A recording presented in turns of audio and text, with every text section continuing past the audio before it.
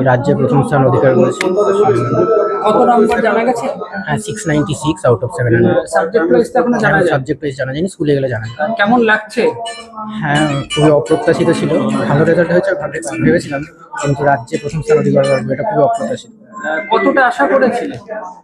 1 থেকে 10-এর মধ্যে হয়তো থাকবো এটা ভেবেছিলাম, শিওর ছিলাম না, কিন্তু মানে খুবই অপ্রত্যাশিত।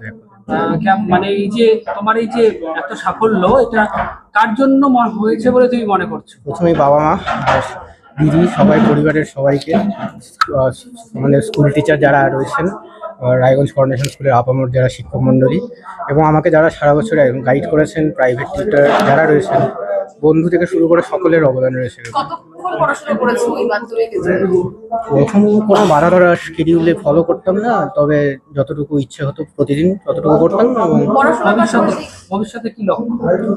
ভবিষ্যতে আপাতত মেডিকেলে যাওয়ার লক্ষ্য রয়েছে, তবে অন্য কোনো লাইনে যদি ইন্টারেস্ট ডেভেলপ করে তবে সেটা পার্সু করতে পারি। কোন স্কুলে ভর্তি হওয়ার ইচ্ছা আছে? স্কুলে হয়তো কর্নেশন স্কুলে ভর্তি হবো। পড়াশোনার পাশাপাশি আর কি করতে ভালো লাগে?